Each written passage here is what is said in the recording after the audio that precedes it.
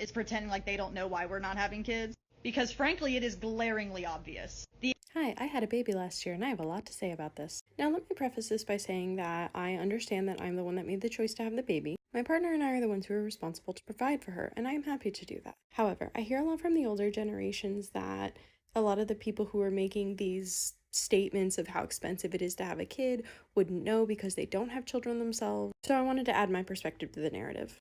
And maybe complain, just a little bit. I don't want to tell you guys exactly how much I make, but if you look at the average national household income, my partner and I make almost double that with our incomes combined. I personally work for the state that we live in, and I have the best possible insurance that the state can offer. I had an ultrasound at 10 weeks to determine the viability of the fetus as well as the due date. That was $150.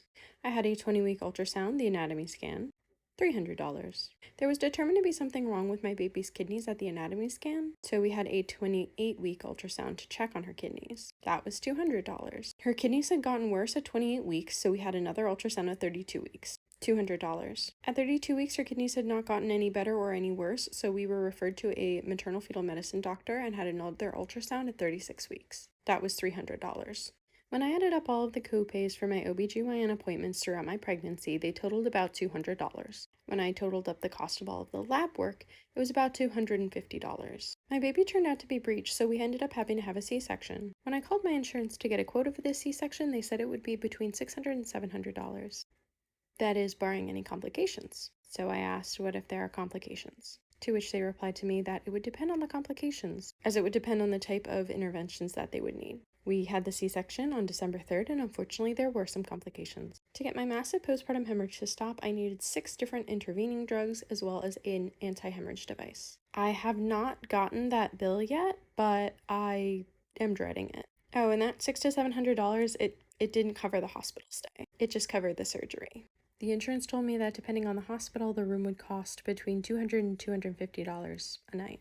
And all of this was with the best healthcare that I can get through my job, which is with the state, that I pay $700 a month for out of my paycheck. And all those costs didn't include the cost for the baby. She unfortunately had to be rushed to the NICU. She was there for 3 days, and the bill for the NICU was $190 a night. And mind you, my baby had 2 insurances. She had my insurance as well as my partner's insurance. And all of those costs that I just listed that I really don't want to total all together right now, because it would probably make me really sad.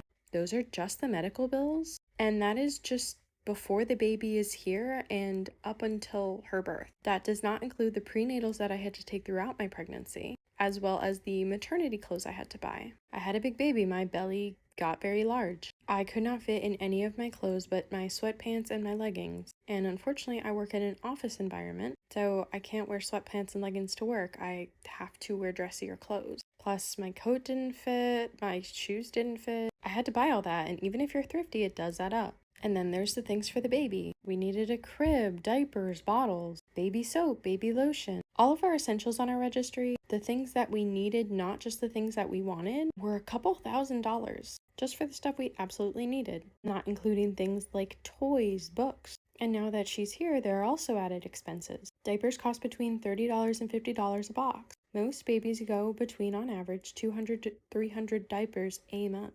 And then there's feeding the baby. Formula right now is about $50 a can, and babies go between 6 and 8 cans of formula a month. If you decide to breastfeed, then you won't be spending as much money on formula. But most people who breastfeed are a lot hungrier. They eat a lot more so that their body can produce enough milk for the baby. So your grocery bill goes up. And then there's leave. Because the government cares more about the feelings of businesses than their individual citizens, there is no federal paid maternity or paternity leave. If you work for a small company, you might not even have unpaid job protection. Some states provide it, some don't. And paternity leave is even worse. I'm fortunate in that I have a union, and the union would guarantee me 28 weeks off with job protection, but only 2 of those weeks are paid. My state offers 12 weeks of paid protection, so if I wanted to, I could have 14 paid weeks off, but for those other 14 weeks, I would either have to use vacation and sick time that I had saved or go unpaid. And even though it was paid, it was only 80% of my paycheck because of how much I made. So if you are living paycheck to paycheck, taking the right amount of leave to recover and bond with your baby, it's almost impossible. And then there's childcare. The daycares around where I live costs the same amount that I pay in rent every month. And we have a ground floor 3-bedroom apartment. To hire a nanny costs about the same amount. And I mean, I know that a lot of people decide to be stay-at-home parents because their partner's income allows them to provide for their family. The benefits from that parent's job, as well as any saving towards retirement that might have been taken out of their paycheck, is gone. Again, y'all already know this, but having a baby is not cheap. My partner and I are very lucky in that we are able to afford everything comfortably.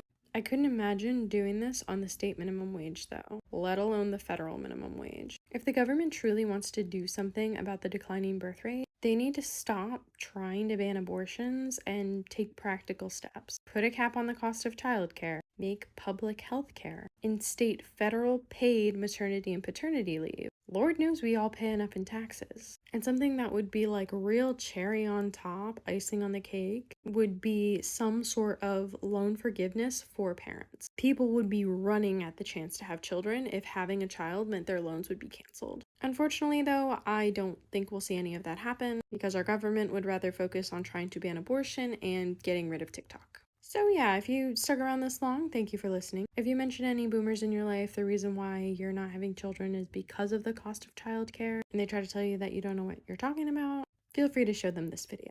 It's not an exaggeration, it's a lot more expensive to have children now than it was when they were young.